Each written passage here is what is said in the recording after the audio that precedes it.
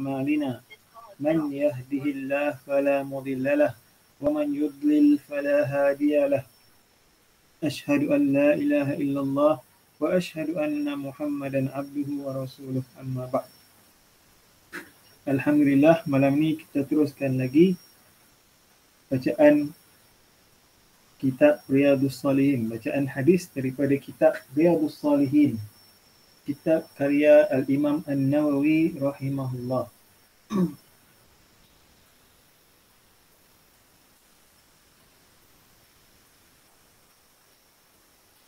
Jadi kita masih berada dalam kitab dalam mukaddimah kitab Riyadhus Salihin. Masih dalam mukaddimah, dan dalam kitab ni ada bab, dan bab yang kita masih berada dalamnya ni ialah bab ikhlas dan menghadirkan niat. Dan malam ni hadis berkaitan dengan niat ini, Imam An-Nawawi bawakan satu hadis berkaitan dengan solat di masjid. Dan hadis inilah yang kita akan baca malam ni insya-Allah. Dan hadis ni merupakan hadis yang ke-10 dalam kitab Riyadhus Salihin.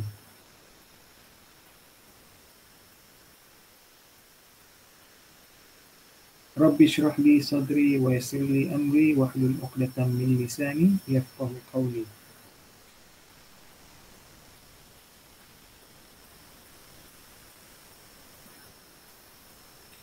Okey. Ini ialah hadis yang ke-10 daripada kitab Riyadhus Salihin. Jadi kita akan bacakan yang bahasa Arab. Nanti kita minta Ustaz Iman baca yang bahasa Melayu.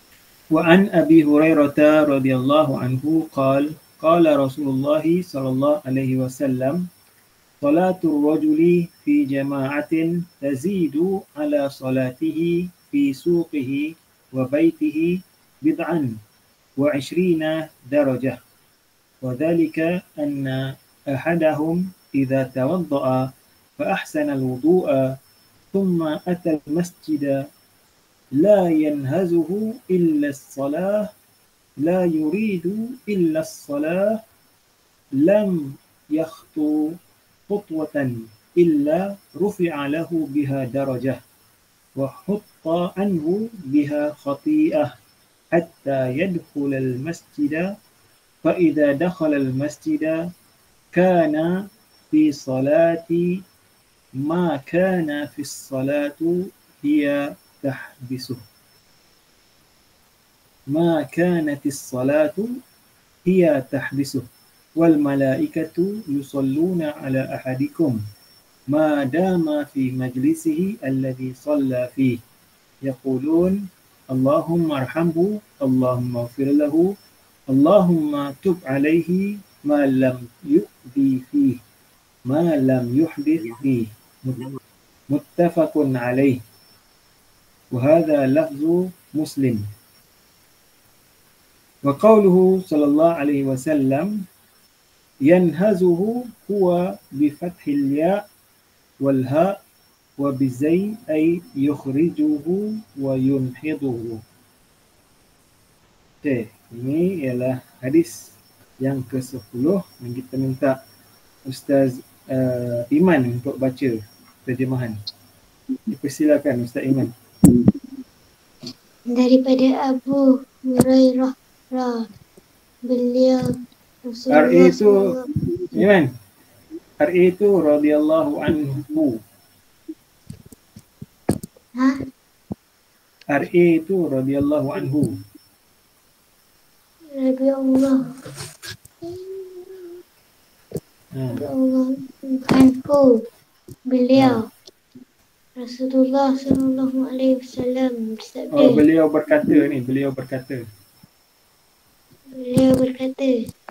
Rasulullah sallallahu alaihi wasallam bersabda, seorang lelaki dalam jemaah melebihi daripada solatnya di pasarnya dan di rumahnya sebanyak 20 lebih darjah, dan perkara tersebut bahawa salah seorang daripada mereka apabila dia berwuduk lalu dia memperbaguskan wuduk kemudian dia ke masjid, dia tidak mahu melainkan untuk solat.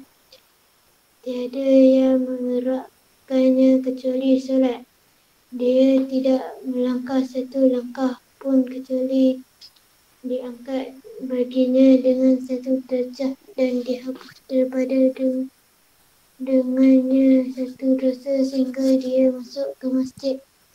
Maka apabila dia masuk dalam masjid, dia berada dalam solat selagi mana solat menahannya, dan malaikat berselawat ke atas salah seorang daripada kalian selagi mana dia dalam majlisnya yang dia solat padanya selagi mana dia tidak berhadas padanya.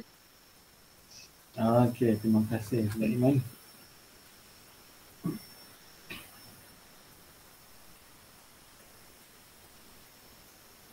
Okey.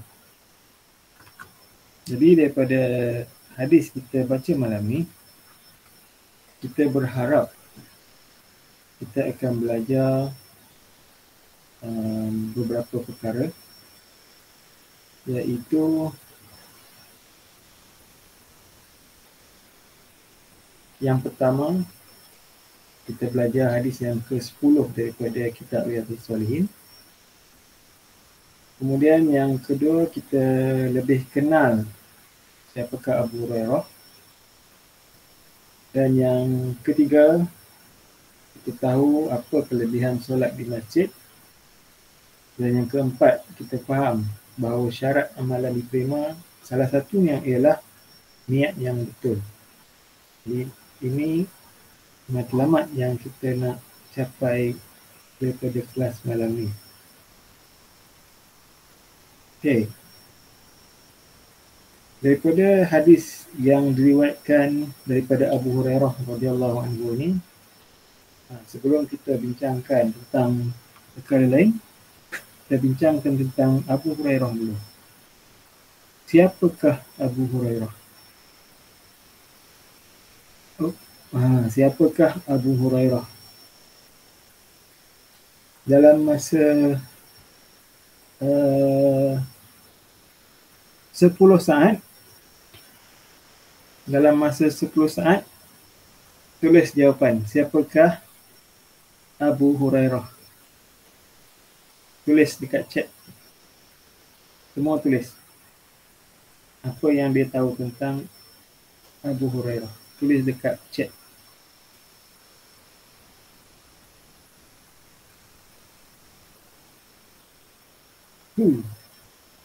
Ustaz Iman kata jin. Abu Hurairah tu jin.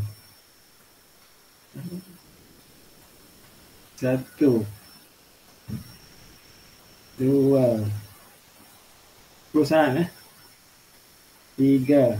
Orang lain mana? Orang lain. Abu Hurairah ni siapa? 4, 5, 6. Khairul Arifin Abdul Rahman. Pak Su. Pak Su kata perawi hadis. Ya, betul. 7, 8, 9, 10. Okey, habis masa. Okey, nampaknya okey, ada Pak Lang penjawab. Pak Lang kata apa? Sahabat Nabi. Okey, ada seorang hamba Allah tu, dia kata Abu Hurairah tu jin. Lepas tu ada yang kata perawi hadis. Ada juga yang kata sahabat Nabi SAW. Betul. Okey, betul. Tapi Abu Hurairah bukan jin. Abu Hurairah radhiyallahu anhu ialah manusia. Dia adalah sahabat Nabi SAW. Dia pernah jumpa dengan Nabi, dia beriman dengan Nabi dan dia mati dalam Islam. Sebab tu kita panggil dia sahabat. Tiga ciri-ciri ni sahabat.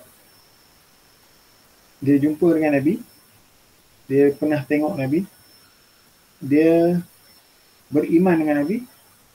Yang kedua, yang ketiga, dia mati dalam Islam. Ini kalau ada tiga ni, dia adalah sahabat. Abu Hurairah ialah seorang sahabat Nabi dan dia juga perawi hadis, betul. Bahkan dia adalah antara perawi yang terbanyak, yang kedua terbanyak di kalangan ramai-ramai para sahabat.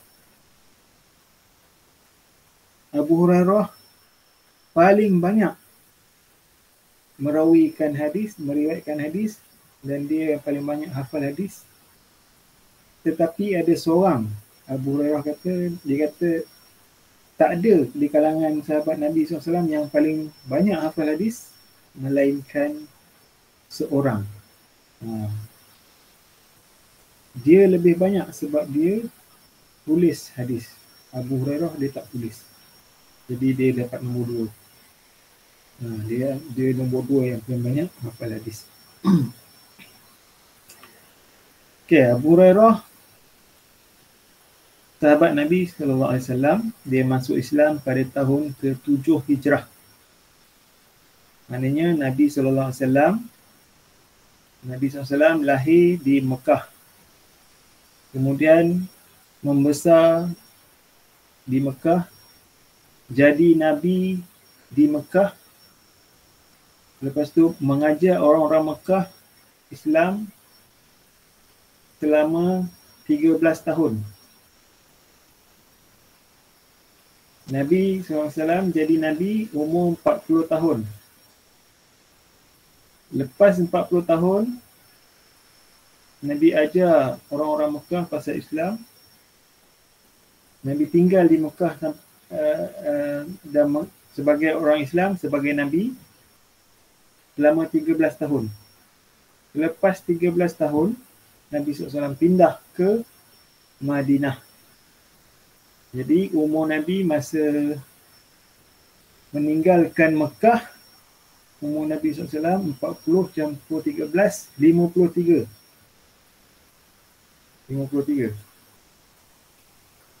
Kemudian 53, baginda pindah ke Madinah. Umur 53, lepas tu meninggal pada umur 62. Jadi Nabi SAW tinggal di Madinah selama 10 tahun. 10 tahun. Tahun yang pertama di Madinah, Abu Hurairah tak ada lagi. Tahun kedua, tak ada lagi. Tahun keempat, belum ada lagi. Tahun kelima, keenam, tahun ketujuh. Ada 3 tahun lagi, lepas 3 tahun, Nabi SAW meninggal dunia. Jadi Abu Hurairah masuk Islam pada tahun ke-7. Dia sempat dengan Nabi SAW selama 3 tahun atau 4 tahun. 3 atau 4 tahun. Kejap dia dengan Nabi SAW, tapi dia paling banyak hafal hadis. Kenapa? Cuba teka, kenapa dia banyak hafal hadis? Kenapa orang yang lebih lama bersama dengan Nabi SAW tak banyak hafal hadis sama macam Abu Hurairah? Dalam masa 5 saat, tulis jawapan. Tulis di chat, kenapa Abu Hurairah banyak hafal hadis daripada sahabat-sahabat Nabi SAW yang lain, yang lebih lama bersama dengan Nabi SAW. 1. 5 saat. 1, 2, 3, 4, 5. Tiada jawapan. Tidak tahu. Sebab dia hafal hadis. Okey. Masya Allah. Bagus. Terima kasih kepada yang menjawab, mencuba. Sebabnya Abu Hurairah, masa dia masuk Islam, Abu Hurairah, dia bukan orang Madinah. Dia orang, kalau tak salah, Yaman. Dia berasal daripada Yaman, kalau tak salah. Jadi bila dia masuk Islam, dia pindah ke Madinah. Dan bila dia pindah ke Madinah, dia tak kerja. Dia tak ada harta, dia tak ada pekerjaan. Dan dia tinggal di masjid. Dia tinggal di Masjid Nabi. Dan dia menjadi ketua ahli sufah. Dia menjadi ketua ahli sufah, yakni orang-orang yang tak ada rumah, yang tinggal di masjid, orang-orang miskin. Kebanyakan mereka bukan orang Madinah, orang Mekah yang pindah ke Madinah, yang mereka tak bawa apa-apa. Jadi bila tak ada apa-apa, sementara mereka dapat kerja, sementara dapat duit, boleh cari rumah, mereka tinggal di dalam Masjid Nabi. Jadi yang jadi ketua Abu Hurairah. Jadi oleh kerana Abu Hurairah tak bekerja, dia selalu bersama dengan Nabi SAW. Dia selalu dengan Nabi SAW.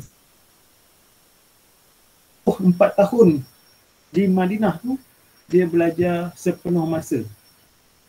Macam siapa sekarang? Macam Iman Fatullah lah. Iman Fatullah kerja ke tak? Iman Fatullah, Ustaz Iman.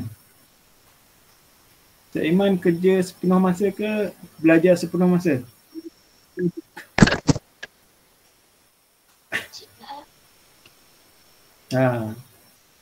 Belajar sepenuh masa kan?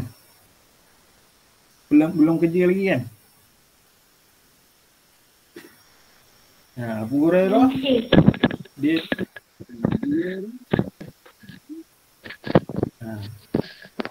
Abu Hurairah dia belajar je. Selama 4 tahun tu dia belajar je daripada Nabi SAW. Bila Nabi cakap apa-apa, dia ada. Bila Nabi ajar, dia ada. Jadi sebab tu dia banyak hafal hadis. Kemudian satu lagi sebab Nabi SAW doakan kepada dia supaya dia boleh hafal. Nabi doa kepada Abu Hurairah supaya dia boleh hafal hadis.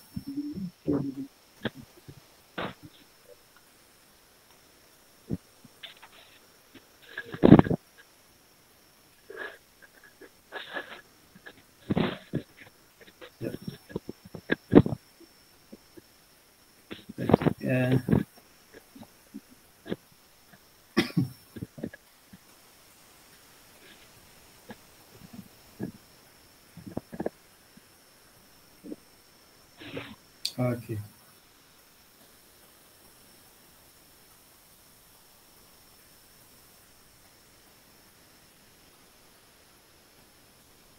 Berbanding dengan sahabat lain contoh katalah Aisyah isteri Nabi.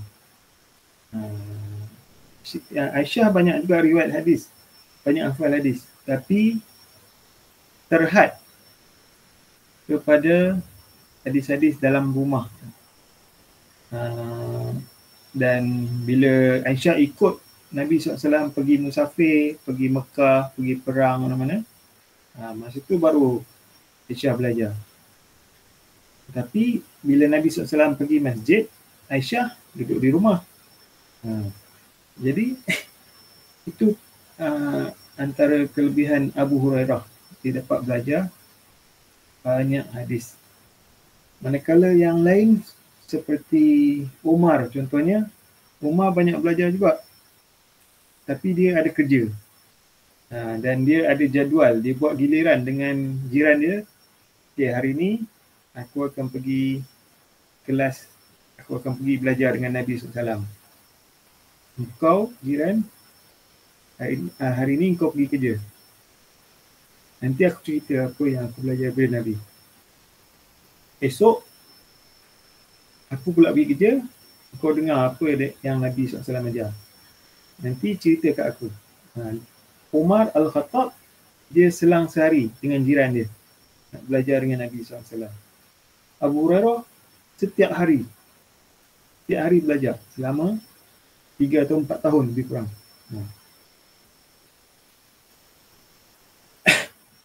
Dan begitu juga sahabat-sahabat lain, mereka tidak mereka punya peranan berbeza-beza. Contohnya macam Umar tak mengajar sangat. Umar banyak mentadbir. Dia banyak menguruskan negara. Jadi yang guru-guru ni contohnya seperti Abu Hurairah. Salah seorang ni. Abu Hurairah, Abdullah bin Abbas, Abdullah bin Umar. Mereka ni guru-guru di kalangan para sahabat. Abu Bakar As-Siddiq pun tak banyak riwayat hadis, sebab Abu Bakar pun lepas Nabi SAW wafat, Abu Bakar gantikan Rasulullah SAW selama lebih kurang 2 tahun. Dan Abu Bakar sibuk dengan pentadbiran, menguruskan negara sebagai ketua negara. Jadi beliau tak banyak meriwayatkan hadis. Jadi itu antara sebab mengapa Abu Hurairah banyak meriwayatkan hadis.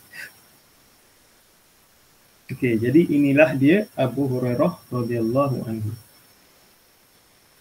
Seterusnya, apa yang akan kita belajar malam ini ialah isi daripada hadis ini, iaitu apakah kelebihan solat di masjid.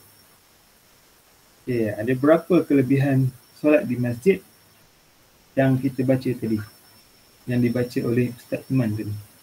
Kita tengok dalam hadis ni, semua sekali ada 5 kelebihan. Yang pertama, solat seorang lelaki dalam jemaah melebihi daripada di pasarnya dan di rumahnya sebanyak 20 lebih darjat. 20 lebih darjat. Ini kelebihan solat berjemaah. Ya, itu yang pertama. Ini kalau kelebihan solat di masjid. Yang pertama, kelebihan solat jemaah ialah 20 darjat lebih daripada solat bersendirian. Di pasarnya ataupun di rumahnya. Yang kedua, kelebihannya ialah apabila dia berwuduk, kemudian dia memperbaguskan wuduk, kemudian dia pergi masjid dan dia tak mahu melainkan untuk solat. Dia keluar tu, dia pergi masjid tu, niat dia untuk solat. Tiada yang menggerakkannya kecuali solat. Dia tidak melangkah satu langkah pun kecuali diangkat baginya dengannya 1 darjat. Setiap langkah dia pergi masjid tu, Allah angkat darjat dia 1 darjat. Dan setiap langkah dihapuskan daripadanya 1 dosa. Ini yang kedua. Yang ketiga. Kelebihan yang pertama, 20 lebih darjat. Kelebihan yang kedua, diangkat 1 darjat. Setiap langkah diangkat 1 darjat. Kelebihan yang ketiga, setiap langkah dihapus 1 dosa. Kelebihan yang keempat, maka apabila dia masuk ke dalam masjid, dia berada dalam solat, selagi mana solat menahannya. Dia dianggap solat, walaupun dia tak solat. Dia sekadar duduk dalam masjid, tunggu dia nak keluar, tapi tunggu solat dululah. Sebab ini dia kata tadi, Dia berada dalam solat selagi mana solat menahannya. Solat tu tahan dia. Dia tak boleh keluar sebab dia tunggu solat. Jadi dia dianggap berada dalam solat walaupun dia tak solat lagi. Okay. Kemudian yang kelima, malaikat berselawat ke atas salah seorang daripada kalian selagi mana dia berada, selagi mana dalam majlisnya yang dia solat padanya, selagi mana dia tidak berhadas padanya. Dia ada 5. Malaikat berselawat. Dia duduk dalam masjid tu, lepas dia solat, selagi mana dia tak kentut, ulama kata maksudnya di sini keluar angin, hadas ni. Selagi mana dia tak kentut, tak keluar angin, tak batal wuduk, selagi tu malaikat berselawat ke atasnya. Jadi ada 5 kelebihan solat di masjid. Jadi kita harap lepas ni bila dibenarkan pergi ke masjid, kita boleh merebut peluang kelebihan solat di masjid ni. InsyaAllah. Okey, seterusnya. Daripada hadis ini juga ada satu isyarat yang diisyaratkan oleh Imam An-Nawawi berkaitan dengan niat. Sebab Imam Nawawi meletakkan hadis ni dalam tajuk niat dan ikhlas.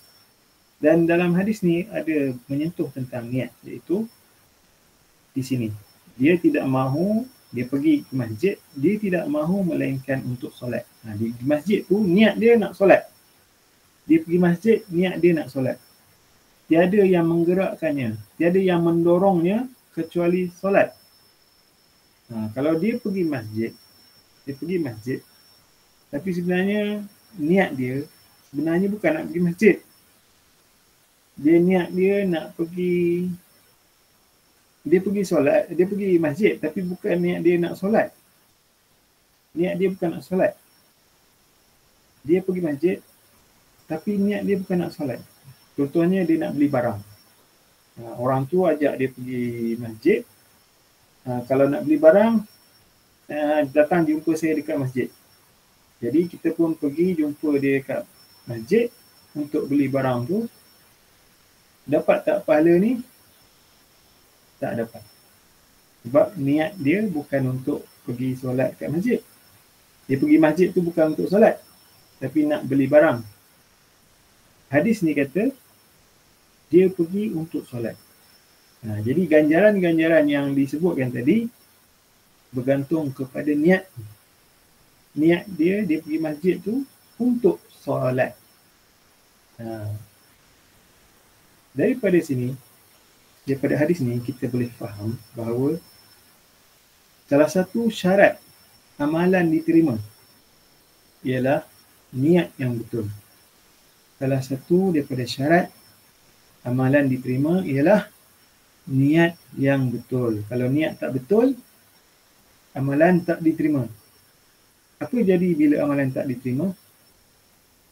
Bila amalan tak diterima, tak dapat pahala lah.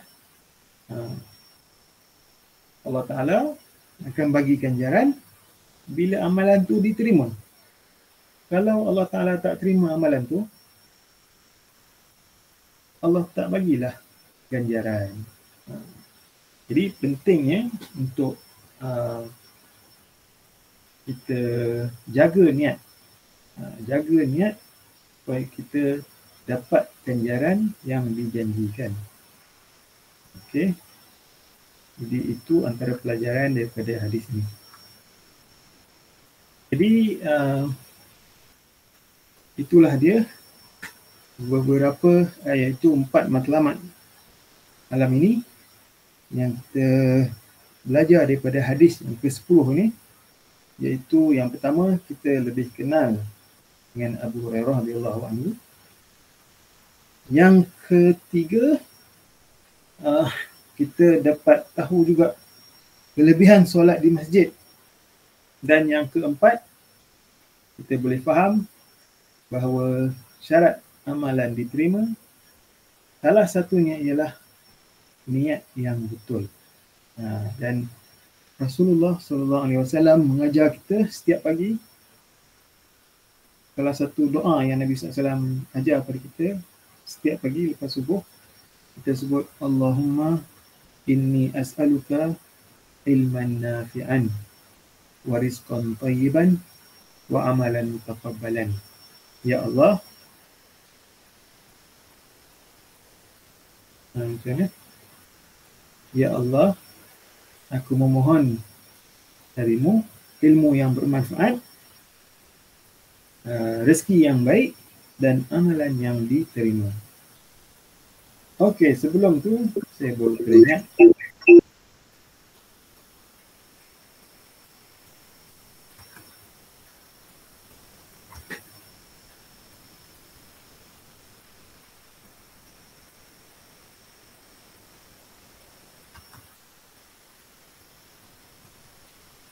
mana tadi?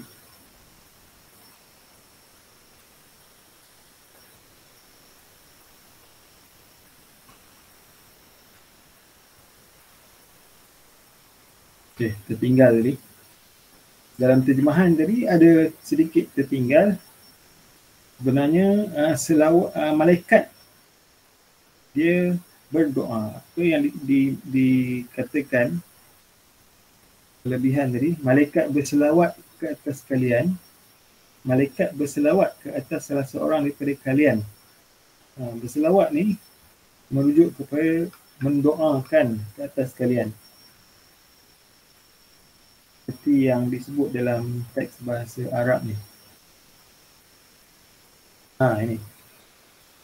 Wal malaikatu yusalluna ala ahadikum. Malaikat berselawat ataupun mendoakan. Para malaikat mendoakan ke atas salah seorang daripada kalian selagi mana dia berada di majlisnya. Selagi mana dia tidak berhadas, yakni tidak terkentut keluar angin atau batal wuduk. Dan doa malaikat tu tadi tertinggal, dalam terjemahan tu tertinggal. Malaikat tu kata apa? Allahumma arhamhu. Ya Allah, kasihanilah dia. Malaikat doa pada orang yang duduk di dalam masjid tunggu solat. Malaikat doa untuk dia. Ya Allah, rahmatilah dia. Ataupun, Ya Allah, kasihanilah dia. Allahumma fillahu. Ya Allah, ampunkanlah dia. Allahumma tub alaihi. Ya Allah, terimalah taubatnya. Itu doa malaikat kepada orang yang menunggu untuk solat. Dia tunggu dalam masjid untuk solat. Okey. Jadi itu saja malam ini. Sebelum kita selesai,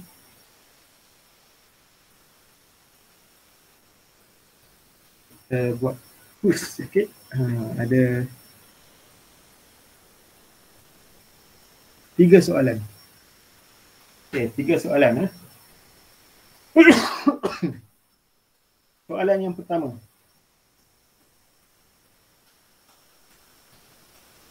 Okey, sekejap.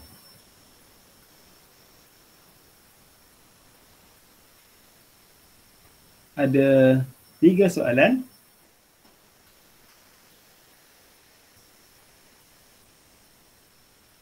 Sekejap.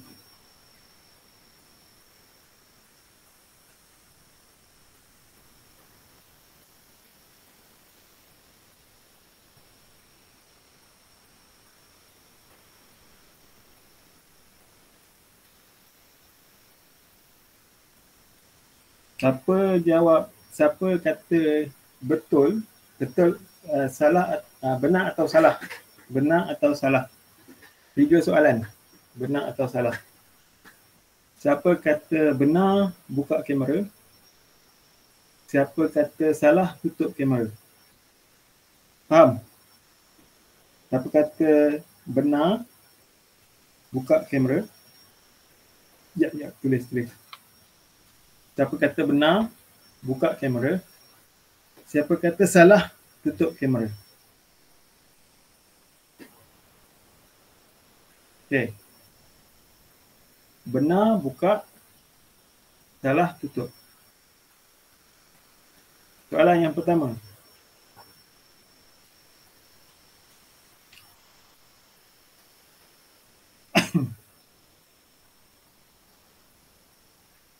Abu Hurairah radhiyallahu anhu ialah seorang jin.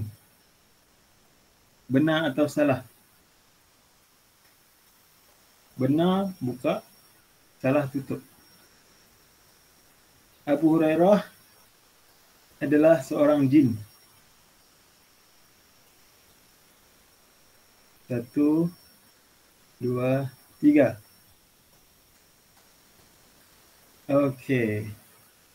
Jawapannya salah. Abu Hurairah ialah sahabat Nabi SAW, seorang manusia. Semua betul. Soalan kedua.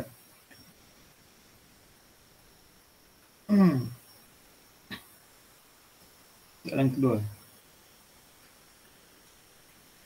Salah satu kelebihan solat di masjid ialah malaikat akan belanja makan. Benar atau salah?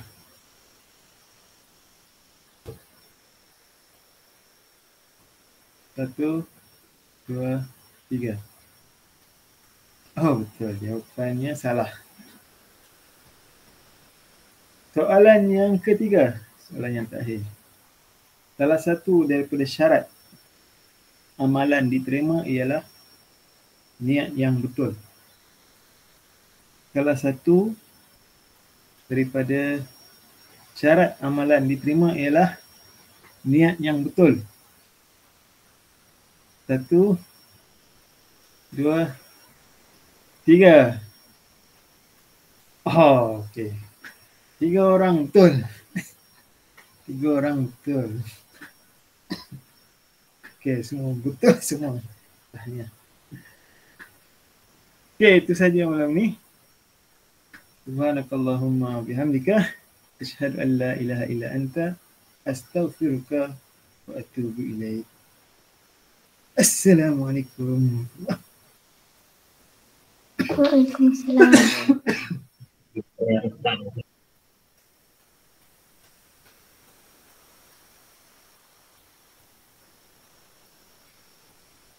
Baik Hafiz.